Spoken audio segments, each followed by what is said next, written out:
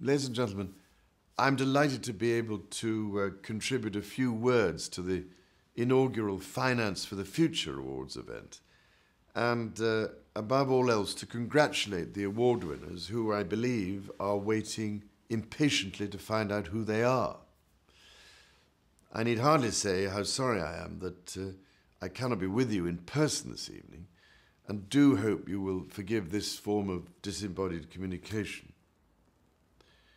Now, if I may, I would just like to spend a few minutes talking about why the work that the winners are undertaking is so vital if we are to achieve the sustainable economy we so urgently need. As I have grown steadily older, I have gradually come to realize that, contrary to appearances and expectations, it is in fact the accountants who run the world. As custodians of measurement and reporting, it is the finance professionals who enable an organization to count what counts and measure what matters. There is, I'm afraid, a commonly held view that making changes to achieve sustainability, however innovative they may be, is an expensive luxury we can ill afford, given the mounting pressure to manage the day-to-day costs of running organizations. So I am delighted that all of the winners have demonstrated that the innovations they have come up with prove in fact to be good business. I'm particularly pleased to hear that these initiatives have been led or strongly supported by the finance teams within the finalists' organizations. Now, I established my Accounting for Sustainability project back in 2004 because I felt it was absolutely essential to work with the financial community to change the way organizations operate. Sustainability has to become integrated into the way each of us thinks, plans, and acts. And I have long believed that this integrated way of operating can only lead to better decision-making. Why is integrated thinking so important? Since the Industrial Revolution, we have achieved extraordinary prosperity. Many people live longer, have access to universal education, better healthcare, and the promise of pensions. However, on the debit side, we in the industrialized world have increased our consumption of the Earth's finite natural resources to such an extent that our collective demands now exceed the planet's capacity to renew itself by some 50% annually. In other words, we are consuming the Earth's capital as if it were income, and confusing capital for income is simply not sustainable in the long term. It seems to me self-evident that we cannot have capitalism without capital, and most importantly, that the ultimate source of all economic capital is nature's capital, and the social capital that makes up the fabric of our society. We need to remember that the health and stability of our economy are dependent, at the end of the day, on the health and stability of both the natural environment and the people living within it, and not the other way around.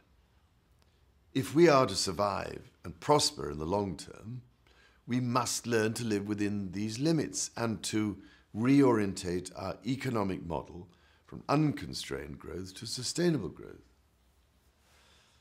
We are, however, having to face this challenge without the full and complete information needed to reach balanced conclusions and make the right decisions. At present, business decisions are generally taken on the basis of narrow financial information that does not encompass the wider economic, social, and environmental impact those decisions may have.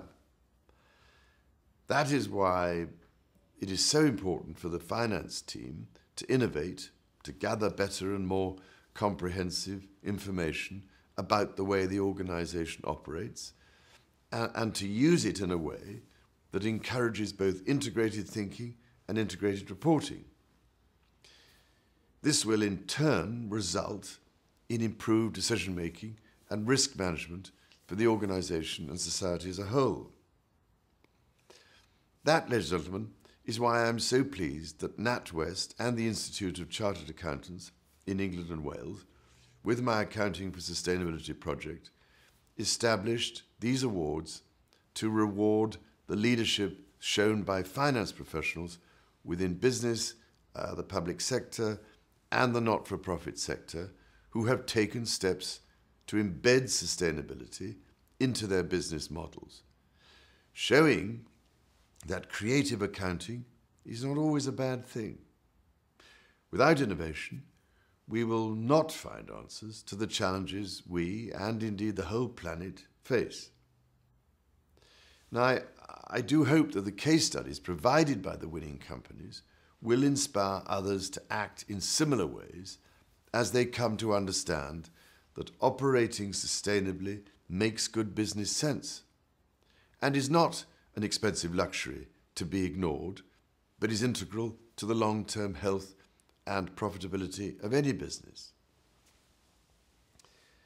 Now, I can only congratulate all the winners this evening, and I hope very much that you will have a most enjoyable evening from which you will take away a renewed determination to do three things: to practice sustainable business by taking decisions that recognize our economic dependence on natural and social capital, to collaborate with others to establish the frameworks needed to create a sustainable economy, and finally, to lead your organizations to a long-term sustainable future which offers your business many benefits that feed directly into your community and ultimately ensure the precious health of our one and only planet.